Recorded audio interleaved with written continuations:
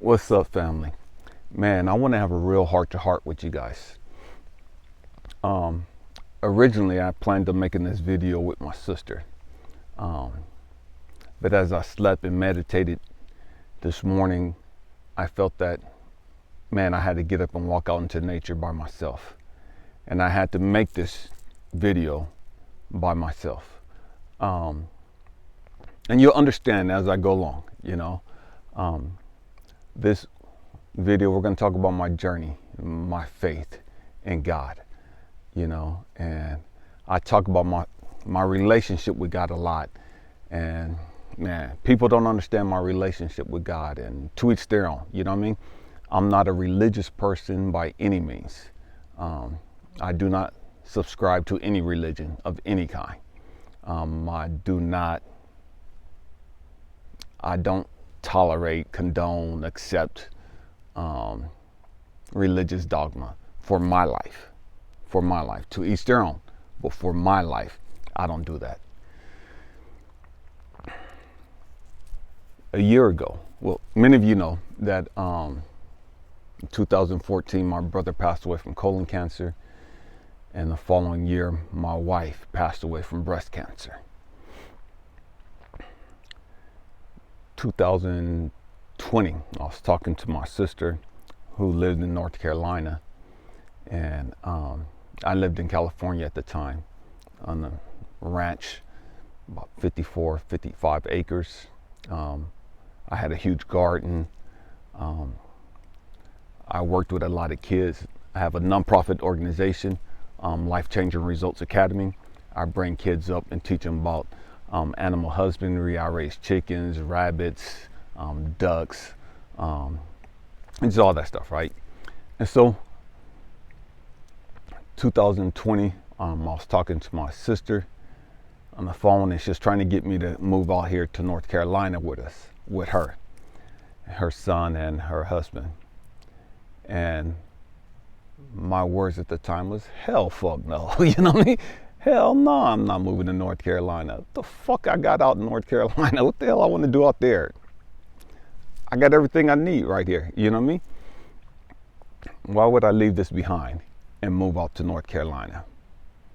Stay with me, I'm going somewhere. And I mean that literally.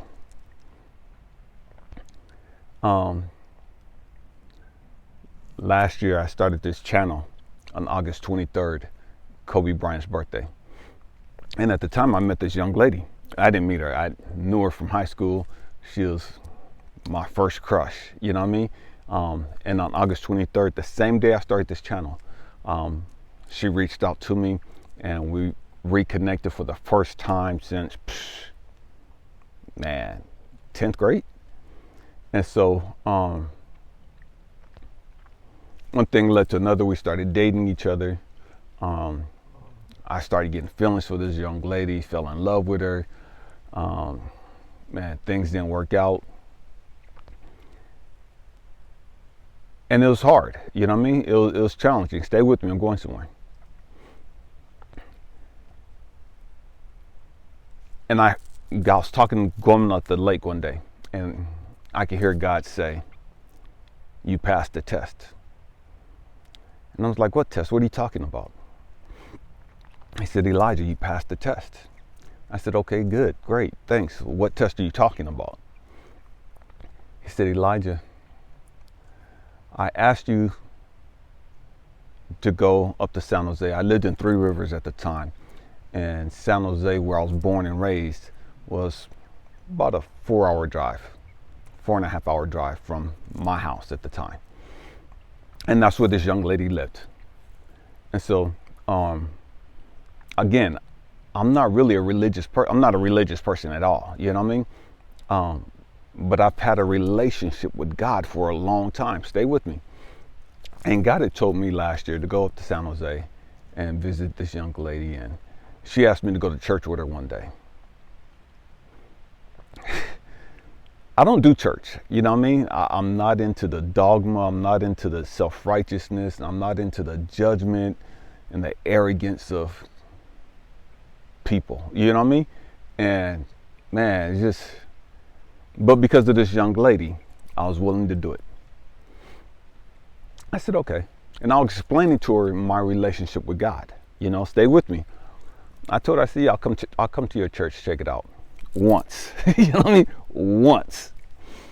And so, after I went and visit, Halloween of last year,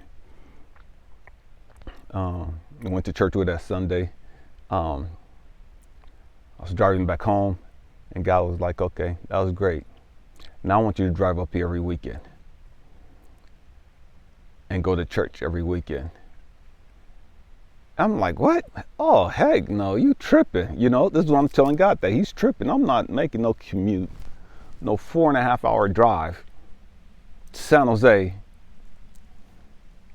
to church. And I don't even deal with religion like that. And it's like, you already know that.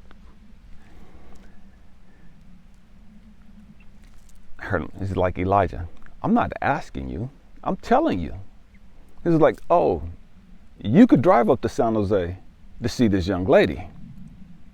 He said her name, but I'm not going to mention her name on the video. He said, you could drive this long to visit her, but you can't drive this long to do what I tell you to do. Okay. And when he said it, it hit me. It's like, man, why you put it like that? You know what I mean? And so I make the drive every weekend, every Sunday morning. I would drive up there Sunday morning, go to church, turn around, and drive back home. Relationship didn't last. And God wanted me to keep doing this. Stay with me. I'm like, God, why do you want me to do this? What the heck is this about?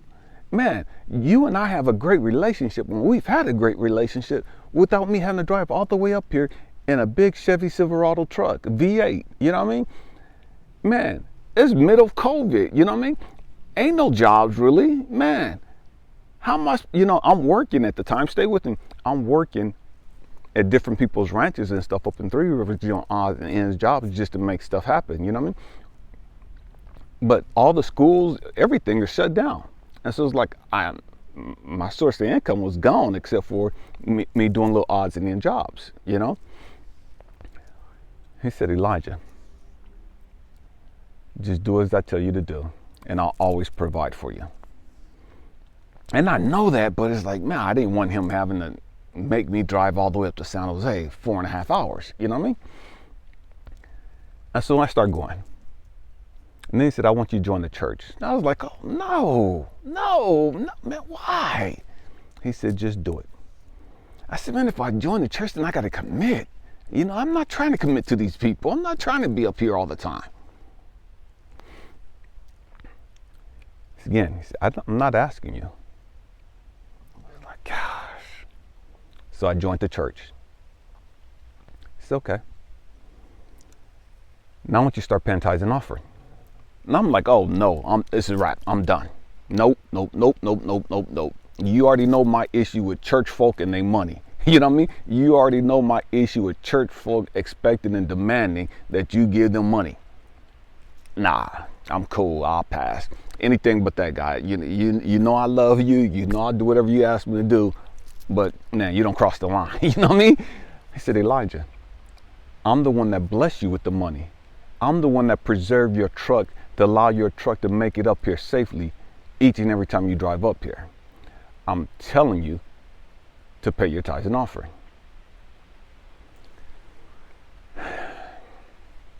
Family, I'm already struggling. And here God is asking me to give church people tithes on top and offering on top of me having to drive 4.5 hours each way. So I did it. I'm like, man, it's like good. Now I want you to start blessing that person. Give this person $100. Give this person $100. And every time I went up, he's wanting me to bless somebody else. Give this person $200. It's like, what the heck is this? Man, I'm struggling. You know what I mean? What part of this don't you understand? I'm struggling. I don't even know how I'm making it up here. I don't even know how my truck ain't just crashed and burned. You know what I mean? What the heck are you talking about?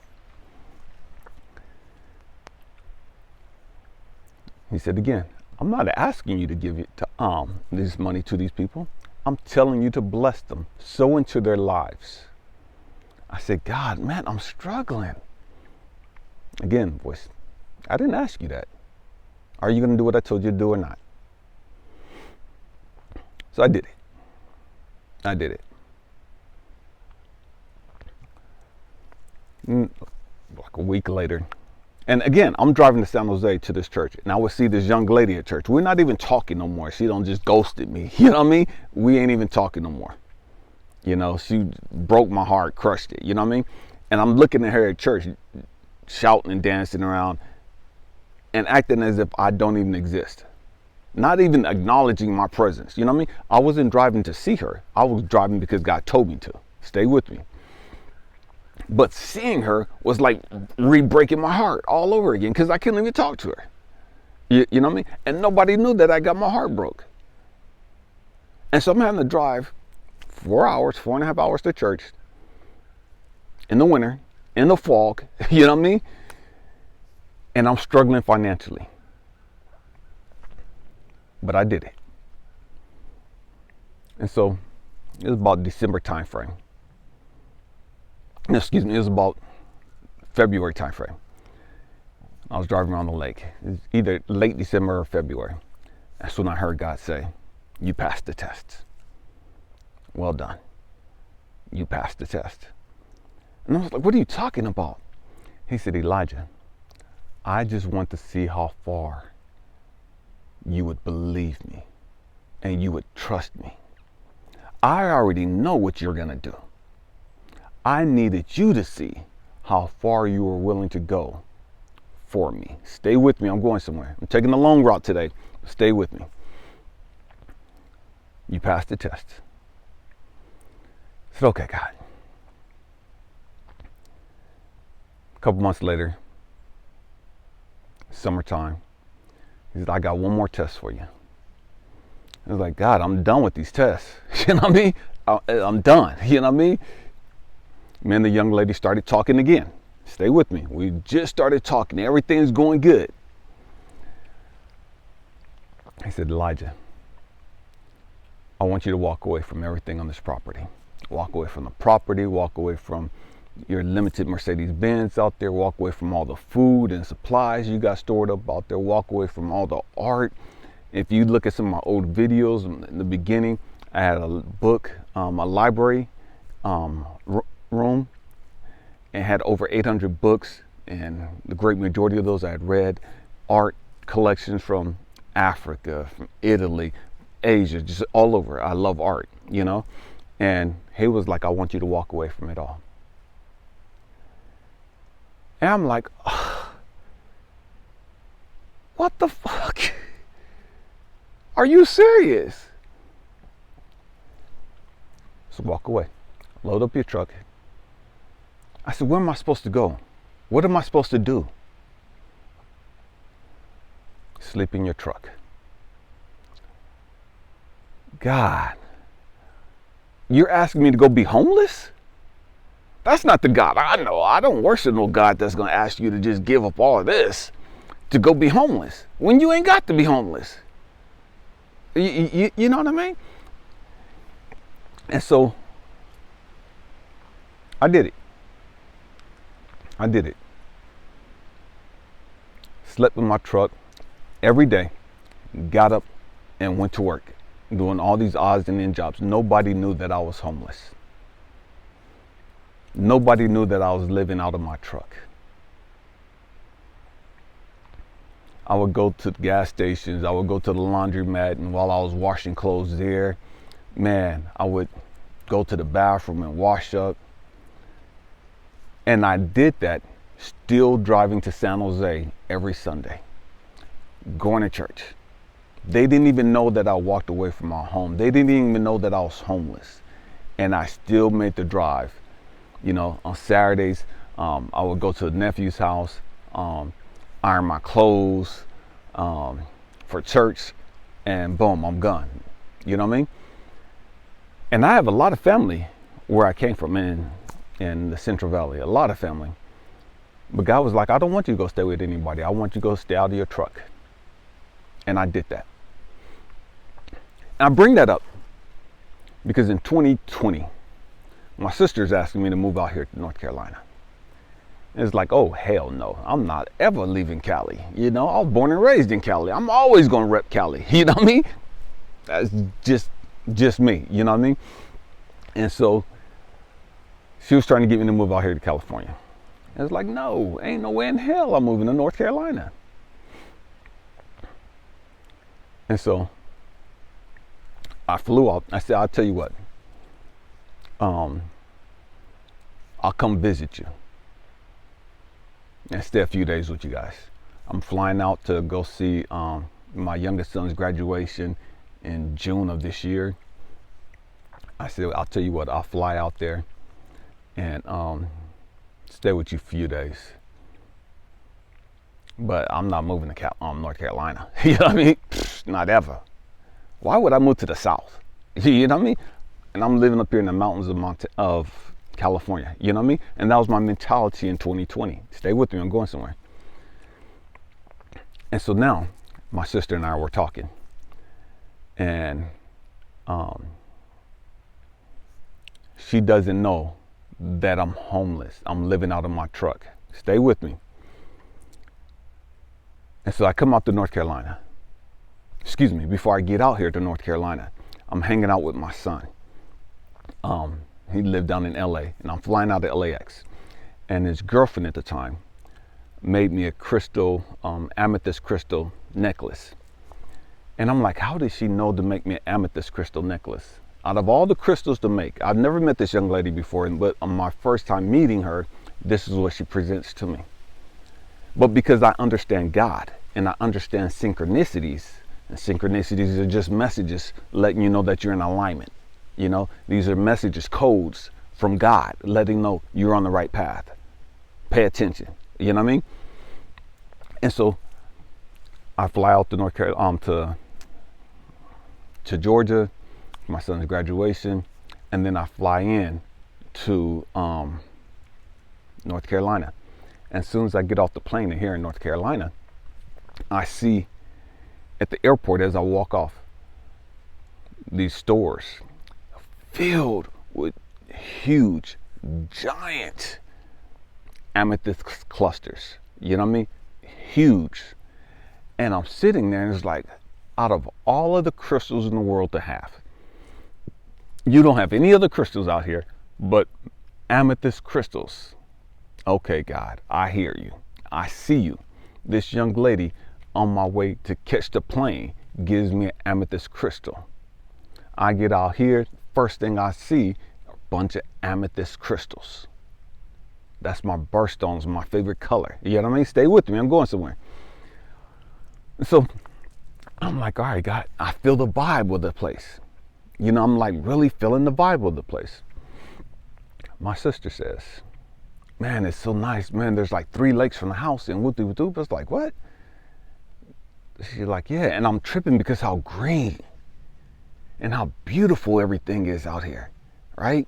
And so, man, I love nature. And, man, they're like in the heartbeat of nature. And so, man, from where they live at, it's 3 huge lakes. One 3 miles away, another one 5 miles away. And if you go in another direction, there's one 7 miles away. You know what I mean? From the house. And I'm just like, oh my gosh. You know what I mean? I fell in love with the place. I knew that I was home.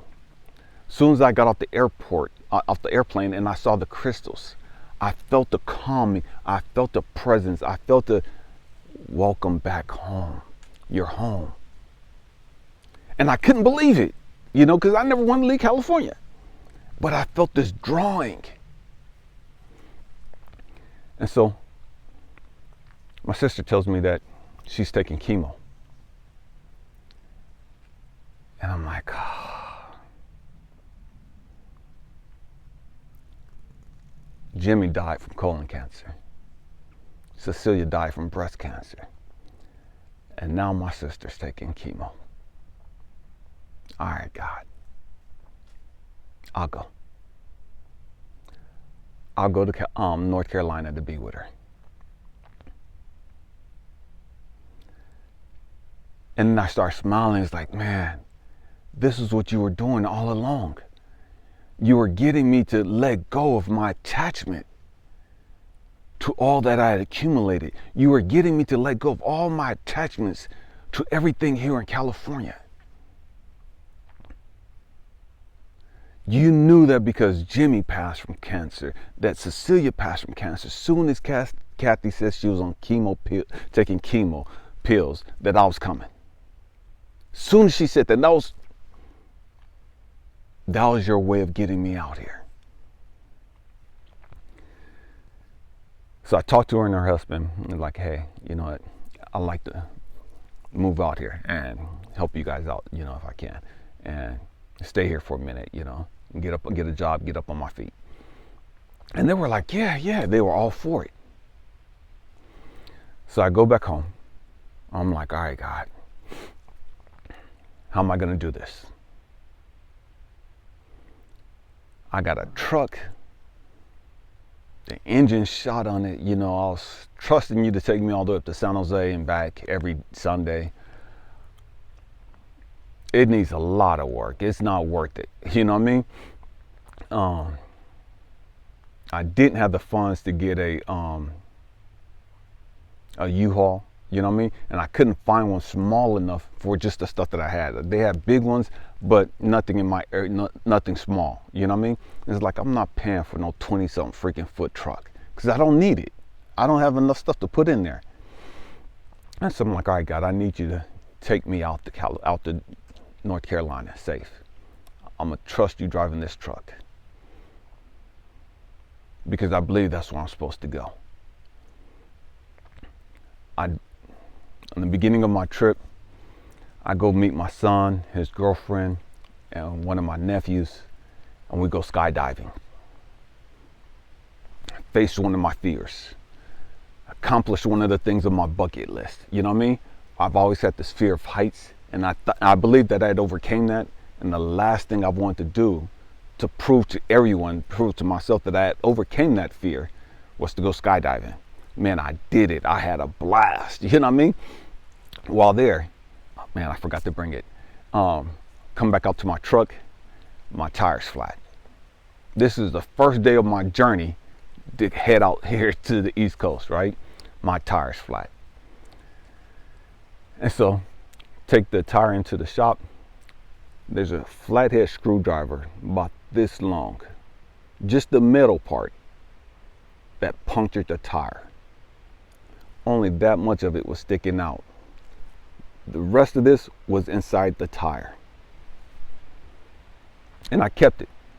It's in my bag at the townhouse. Get that fixed. Drive up to Northern California to visit some friends. Drive to Colorado to visit some friends.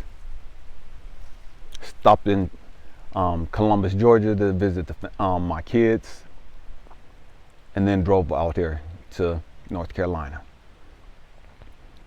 As soon as I got here, my truck was, I'm done. You know what I mean? I'm done. I got you here. I got you here. I did what I was supposed to do. Boom, it's dead. You know what I mean? It's gone. I'm like, all right, God. A week after I got here, I got hired on at FedEx. I didn't want to go to FedEx. Originally, I wanted to go to work at Amazon. But Amazon wasn't hiring at the location where I wanted to work at. Somebody told me about FedEx. Applied for FedEx. And next week, I started working at FedEx full time.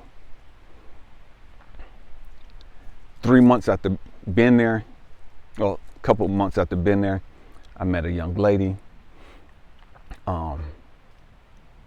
3 months after being on the job, I've just been on the job almost 4 months.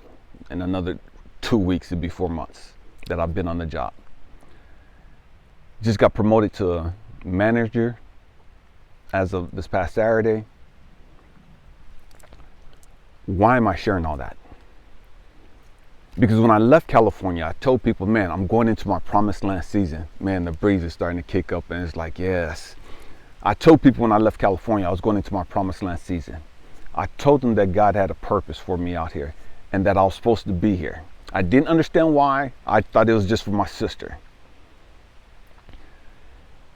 Everybody laughed at me. Everybody told me that I was being irresponsible. Everybody told me that I was being stupid because I didn't have a job. I wasn't doing what a man's supposed to do. I didn't have stuff set up for me other than a place to crash at my sister's. You know what I mean?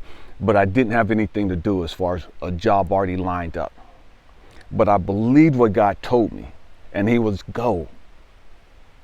And because of perfect timing, divine timing, man, the week after I started working, a week after I got here, I had a job, full-time job.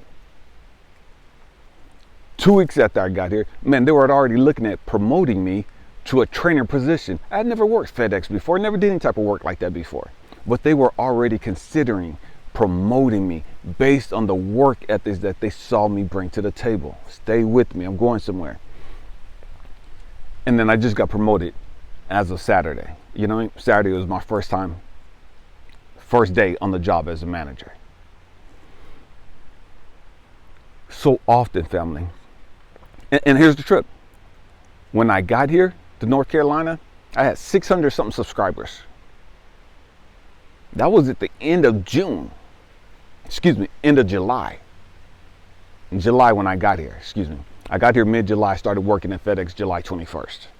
I had 700 subscribers at that time when I started working here. 700, stay with me. I have over 5,000 subscribers now. I haven't done anything different. But over 5,000 people subscribe to me now on my YouTube platform. Why am I sharing all this? Because when you learn to trust God and you get outside of religion, you get outside of dogma, and you stop listening to everybody else tell you what you're supposed to be doing with your life and do what God has for you to do with your life, man, the heavens are going to unfold. Everything is going to unfold for you, family. You're going to walk into your promised land season. You can't walk into your promised land season staying comfortable, staying where you've always been, doing what you've always done. It takes great faith to be able to leave behind everything and not even know how you're going to do it. But you believe that this is what you're supposed to do. You know in your heart, you know in your soul that this is where you're supposed to go. This is what you're supposed to do. It don't matter whether anybody else believes you or not. It don't matter whether anybody else supports you or not. It don't matter what they say about you. Let them talk. But just keep walking in your purpose. The truth will be revealed in time. You ain't got to try to convince nobody that you're doing right. You ain't got to try to convince anybody that you're doing God's will for your life. Who the hell are they that you got to convince them that you're doing what God told you to do? Do you. Do what you came here to do. Forget everybody else. Forget all the stupid stuff that they talk about. They can't do what you do because they don't have the faith, regardless of all the yak that they talk about. They can't do what you do because they don't have the courage. Regardless of all the yak that they talk about. They talk a good talk, but they can't walk it. And you walking that walk, man, it's an indictment on them. Even though that's not your intention. But they're now pissed because they see you being blessed. They see the world opening up to you. They see the blessings of God on your life. They see all these doors opening for you. And they don't understand it. They're not gonna understand it.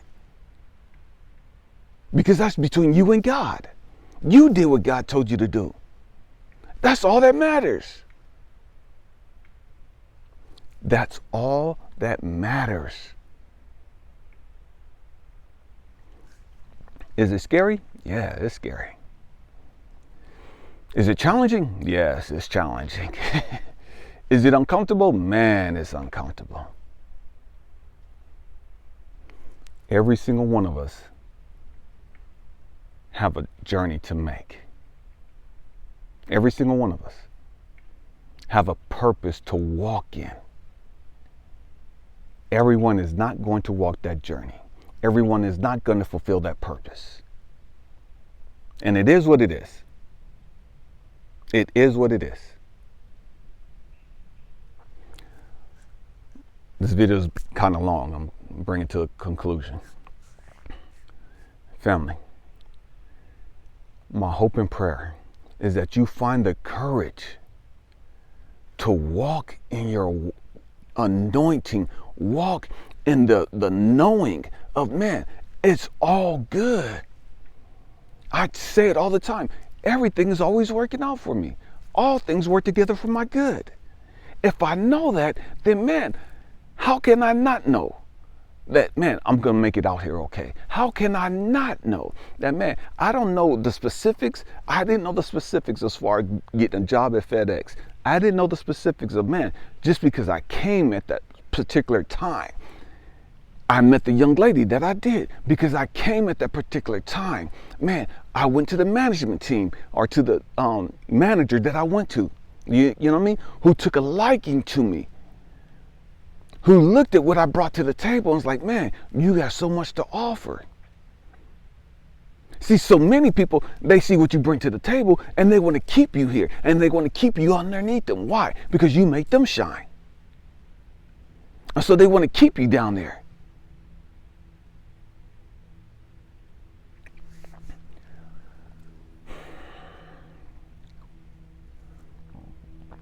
It's all good. It's all good. Learn to walk in your purpose. Learn to trust God and believe that it's all good. That everything is always working out for you and everything will always work out to your greater good. And when you believe that everything's always working out for you, when you believe that everything's going to work out to your greater good, when you believe that, man, you can do anything. You'll go anywhere that he tells you to go, that he instructs you to do, because it's about divine timing.